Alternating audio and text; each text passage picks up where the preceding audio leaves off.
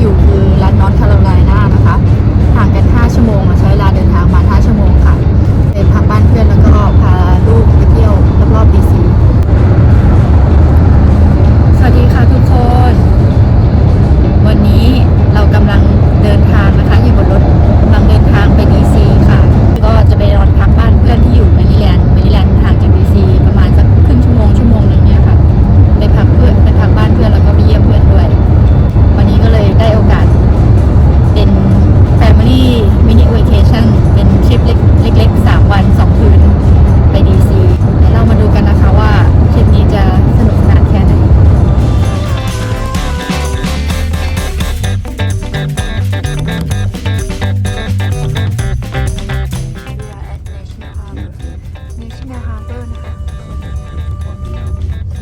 ขึ้นอันนู้นพาอยากไปขึ้นแล้วก็พาไปเล่นอันนี้ด้วย National Harbor อยู่ที่แมริแลนด์นะคะพาขึ้น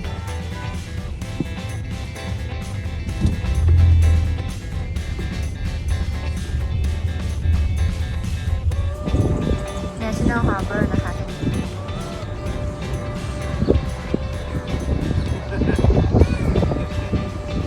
ส่วนรถฟุตทรัคคันนี้สิน่ารักจังไอศครีมเป็นเจอรี่เดี๋ยวจะพาอายาไปขึ้น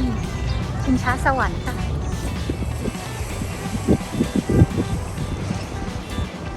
ซื้อตั๋วกันค่ะ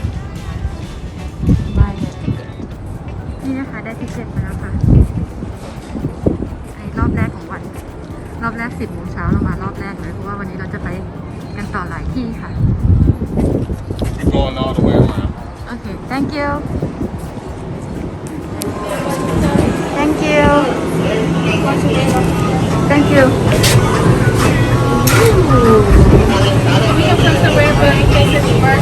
Okay. Okay. Thank you so much. Okay, sorry. I can't do this.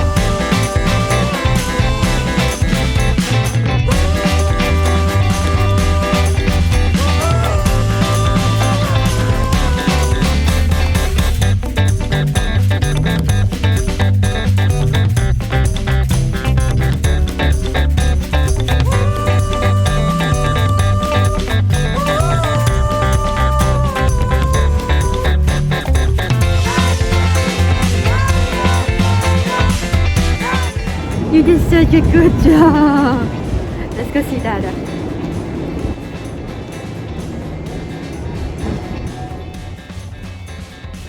Did you enjoy it? Yes, you did. Good job on the wheel. You first time and you like it. Good job.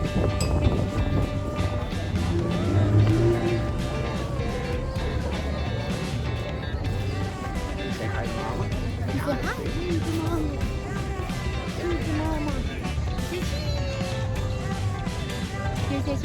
Say hi.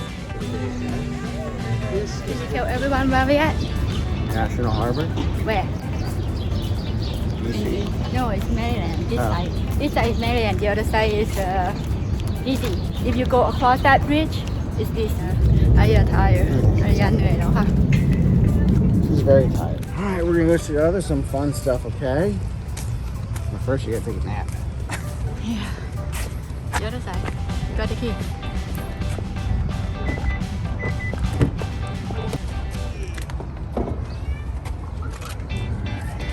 You can sit on your toys here and your socks. Are you tired, baby? You wanna go in there? I know, mommy. Sorry, you can't go today. โอ้ลูกอยากไปนั่งเล่นน้ำหมุนไปนั่งไม่ได้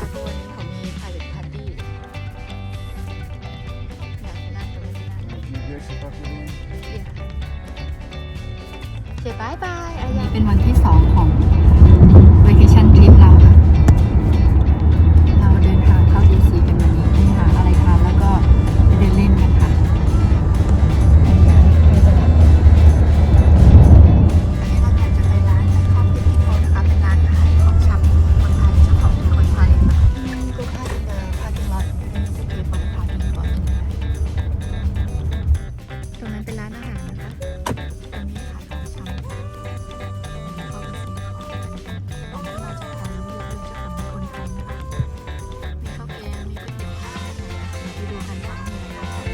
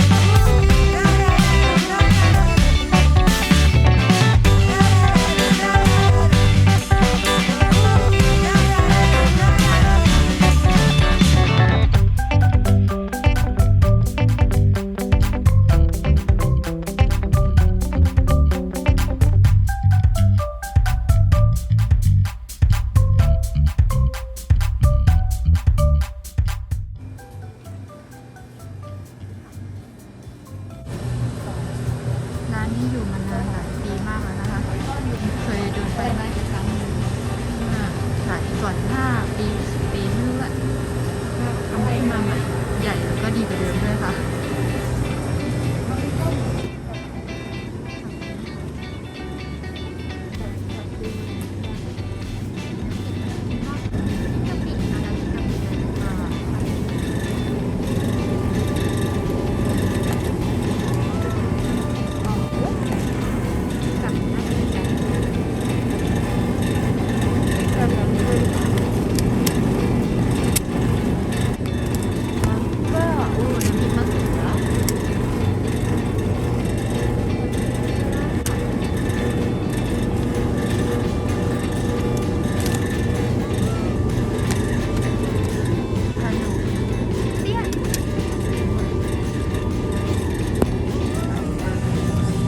มีกรอบอันนี้อร่อยมากค่ะ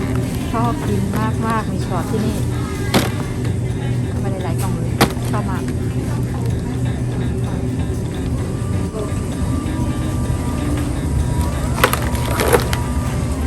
ขนมถังขยะด้วยถังขยะไปกินด้วยดีกว่า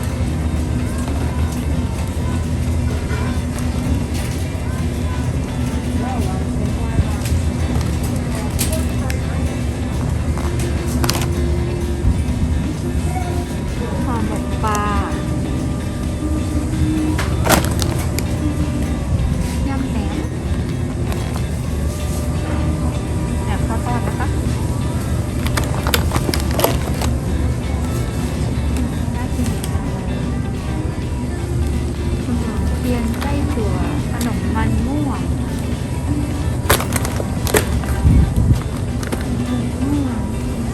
ทุเรียน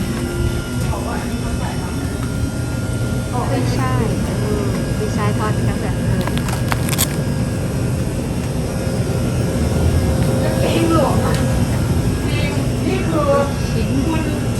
ย่างมันจิ้มแจ่วเต้าหู้ถั่วทอดสาคูไส้หมูกะหรี่ปั๊บหมูแผ่นหมูแผ่นก็ได้อันหนึ่งเทียมทอดมีมะม่วงกวนด้วยปลาเจ็ดแห้งกับกะเพราอันนี้ก็อร่อยนะคะเนี่ยเลยมาซื้อกิน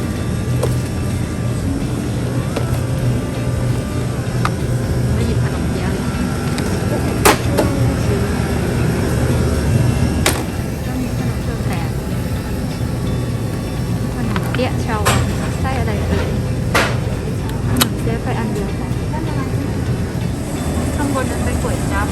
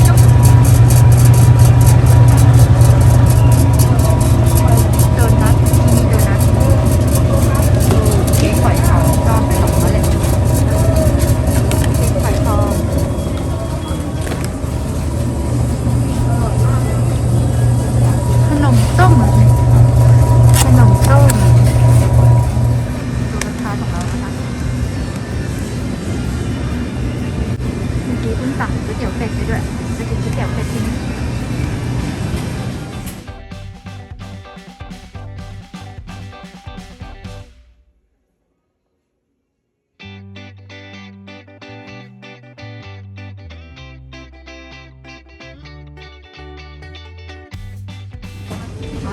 พริกทอดที่นี่ก็มี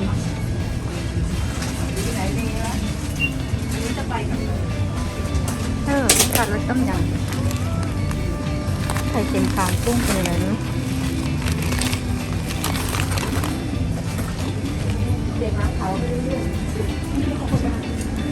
ลูกเรียนทอดกุ้ง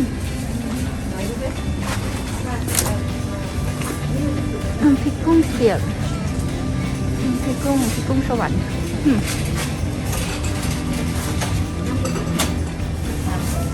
ปลาเสร็จทอดกรอบอันนี้อร่อยไหมเนี่ย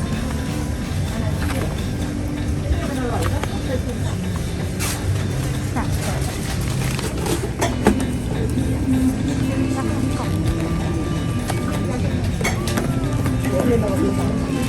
อันนี้ยังไม่ได้ใส่ไป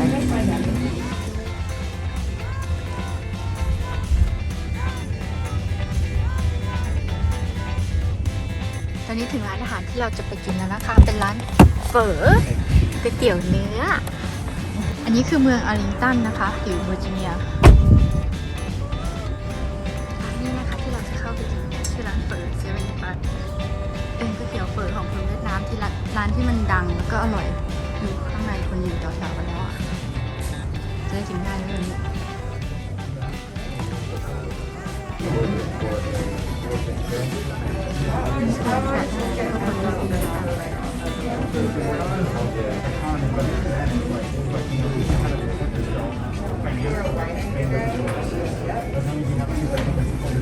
See her laughing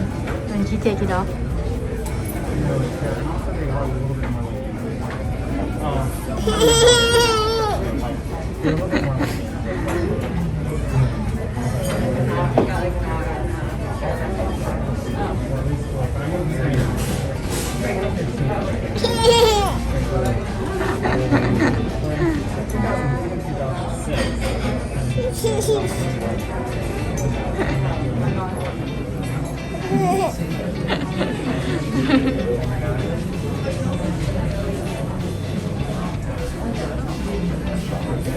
คือหน้าตา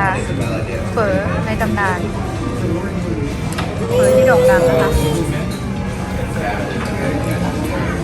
Are you ready to eat? No? นี่ถ้วยของลูก Let me share some to you.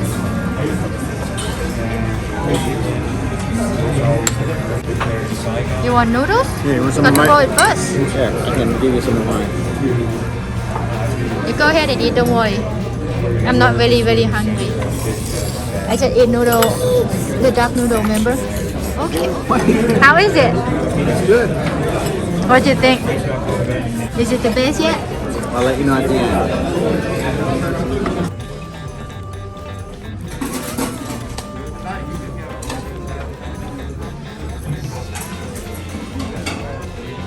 อารยาลูก อร่อยไหมคะ อร่อยไหมอารยา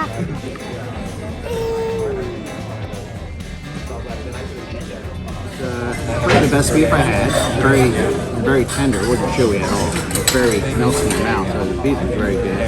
The sauce wasn't sweet, which is good. Very savory. So I'd say It's the best. it's the best. The best that you ever had. I tell you, we have to try it here. It was It's very. a real bone broth. They didn't add any sauce, It any. didn't sound like no sugar in it at all. Yeah. So I like that. It's It's very authentic. savory. Authentic. It's very good. Very Tell you. What about you? You like it? สรุปว่าอร่อยมากนะคะสามีชอบบอกว่าอร่อยที่สุดเท่าที่เคยกินมาน้ำซุปไม่ได้ปรุงแต่งมากเลยค่ะไม่ต้องใส่น้ำตาลหวานหอมกระดูกน้ำกระดูกหอมหวานมากค่ะอารยาก็ชอบค่ะ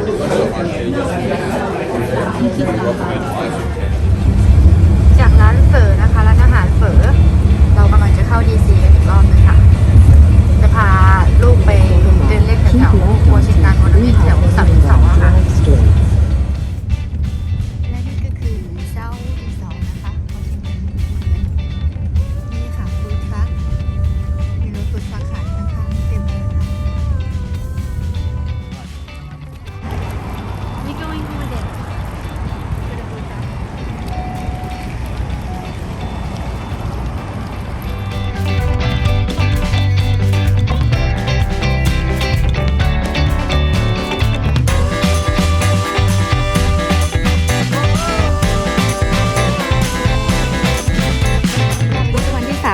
DC ทริปของเรานะคะตอนนี้เราก็กำลังเดินทางกลับบ้านกันค่ะงั้นเราขอจบคลิปแต่เพียงเท่านี้นะคะ สวัสดีค่ะอายะนี่จะบายบายโอเคบาย